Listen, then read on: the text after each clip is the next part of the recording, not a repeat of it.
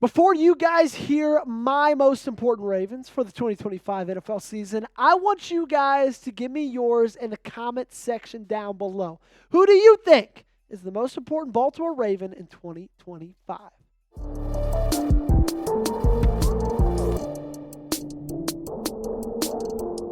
Welcome into the Ravens Rundown, everybody. So delighted that you are joining us today on the channel. We got an awesome show for you guys, okay? I'm going to go from 10 to 1.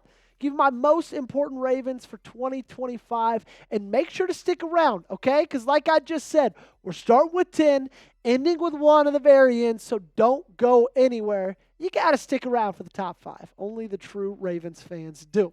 But let's start with our 10th one. That is one Tyler Loop. I bet that threw you for a loop there, but you didn't expect that one, did you? And the funny thing about this is you could argue that Loop could/should be higher on this list. And it's because of the lack of help that this team got at the kicker position last year. I don't want to speak ill of those who aren't on this team any longer, but we all know this stat that came out after the Eagles game. The Ravens' 5 regular season losses are by combined 22 points. And Justin Tucker had 22 points worth of missed kicks in those 5 Ravens losses. So yeah, Tyler Loop is really important. Special teams are massive. Having a kicker that you're confident in, that has the ability to make clutch kicks, is massive. And the Ravens have had that luxury for the last 10, 15 seasons, it's felt like. They don't anymore, because Tyler Loop is unknown. So that's why he's one of the most important guys for 2025. What you think? Let me know. Will Tyler Loop have a better field goal percentage than Justin Tucker did in 2024? Mind you, it wasn't very good. You let me know your answer in the comment section down below. Let's go to the defensive side of the football, and let's talk about Marlon Humphrey, a guy who I think was maybe one of the most underrated players in all of football in 2024. He had an overall PFF grade of 81, 8th best out of 222 cornerbacks. His run defense grade was top 40. His coverage grade was top 5 out of 222 people, and he led all cornerbacks in football with amount of interceptions with 6 total.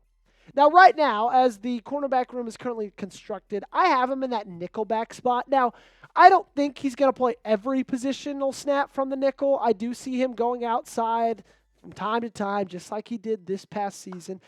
But regardless, like, this cornerback room is better than it was last year. Maybe. We don't really know. And Marlon Humphrey was one of the only bright spots in it last year. So Marlon Humphrey needs to be able to do that again. Brandon Stephens is gone.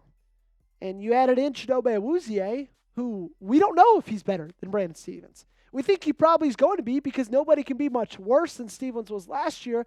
But that is why Marlon Humphrey is so important yet again. We're going to need him on this defense.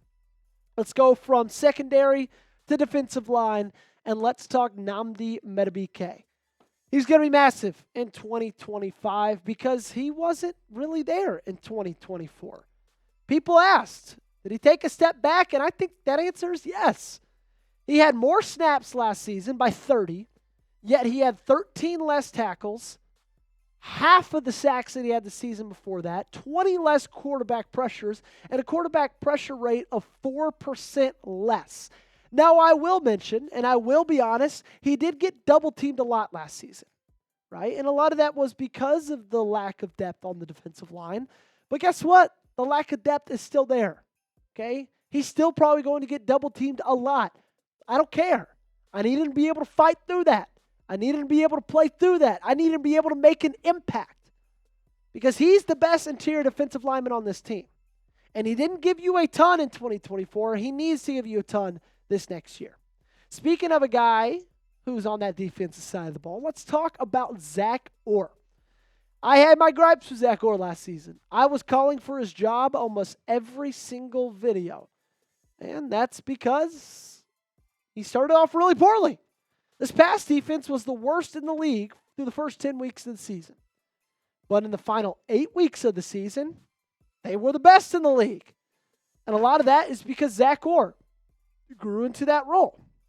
A lot of that is because Zach Orr decided, you know what? Let's give Ardarius Washington a little bit more time. And sure, a lot of that was on Washington and his play himself and the entire defense. They turned a corner. But I think it's fair to expect a jump in year 2 for Zach Orr. We expect it from rookies all the time. Every single time, whether it's a quarterback, defensive player, wide receiver, we say, this guy had a good rookie year. But now he knows what it's like to play in the National Football League. And he's going into year 2. It's easy to expect him to improve. I think the same can be said for coordinators. Last year was his first year to be a defensive coordinator in the National Football League. He's extremely young. I think it's easy to expect that year 2 is even better. Let's talk about offense now. How about Rashod Bateman? First offensive player on this list is the wide receiver 2 on this list or on this depth chart, even though I think it's just 3 good wide receivers. And me putting Rashod Bateman on this list is not me saying that Rashod Bateman is better than Zay Flowers. What I mean by putting Rashod Bateman on this list and not Zay Flowers is a really good Bateman also means Zay Flowers is most likely going to have a really good season as well. Do you catch what I'm saying? Like, if more attention is on Rashod Bateman because he's having a really good year, that just means less attention goes to Zay Flowers. So it's double awesome. And he had a great year in 2024. 45 catches, 756 yards, 9 times he found pay dirt. He is a big reason why this offense was so great as a deep ball threat. I need him to come back and be a big reason for that again this next year. Who has more receiving yards in 2025? Is it Bateman or is it Flowers? I got a feeling, hot take, it might be Rashod Bateman.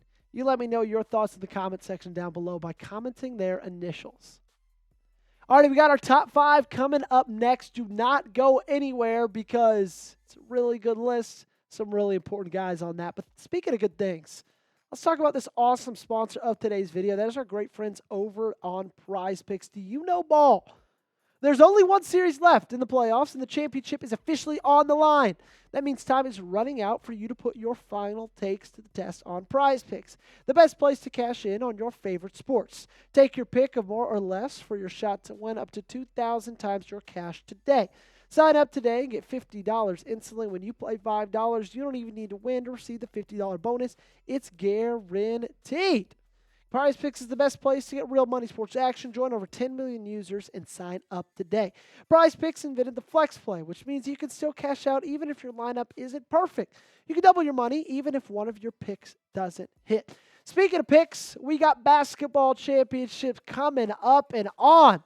Really, really excited for this matchup, and I got a lineup for it. Give me the more on 3-pointers made for Shai Gilgeous-Alexander. Give me the less on Tyrese Halliburton, 9.3 assists per game, and the less on Pascal Siakam, 20 points per game. I think the Thunder are going to have their way defensively with the forward. Make sure you guys head over to PrizePicks and download the PrizePicks app today. Use code CLNS and get $50 instantly when you play $5. That's code CLNS on PrizePicks. Get $50 instantly when you play just $5. You don't even need to win to receive the $50 bonus. It's guaranteed. The link to this promo is in the comments and description of today's video. PrizePicks, run your game.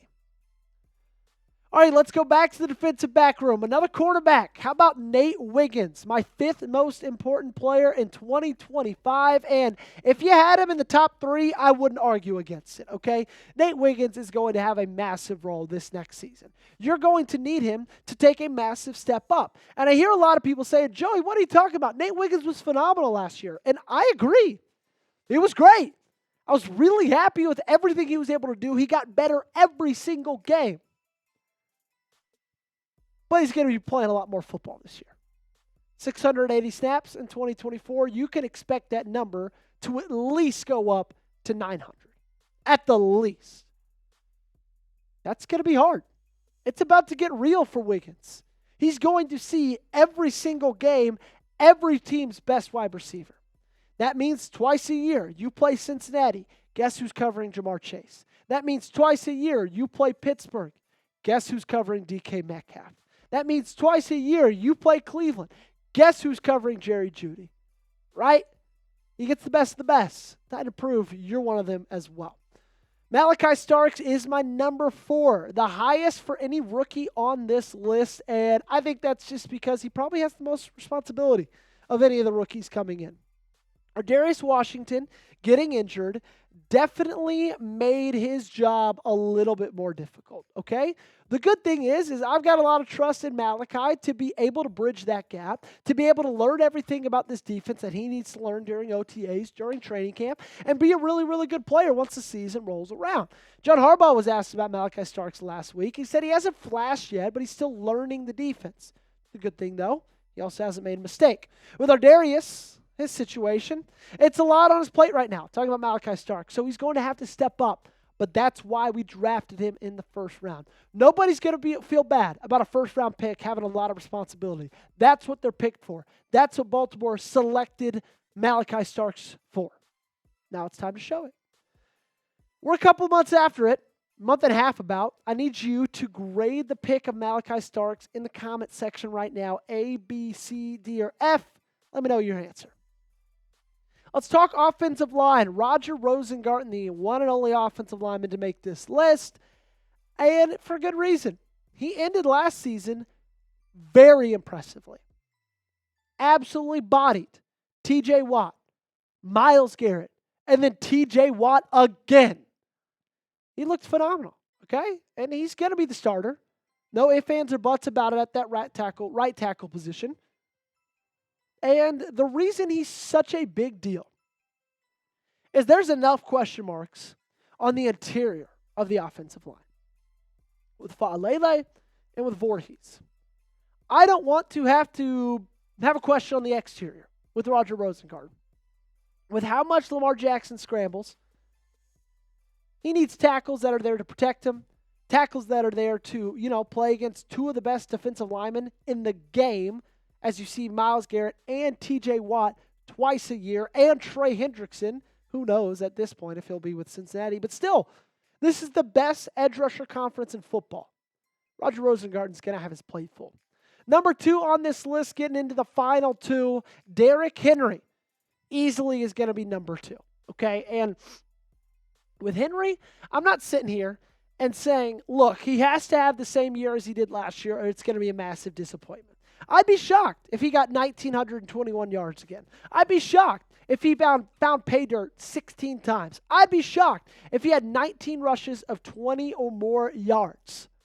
But you paid the man a good bit of money, right?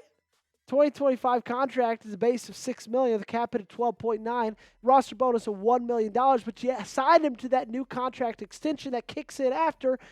He's making a lot of money, okay? And he's such a big, big, big part of this offense.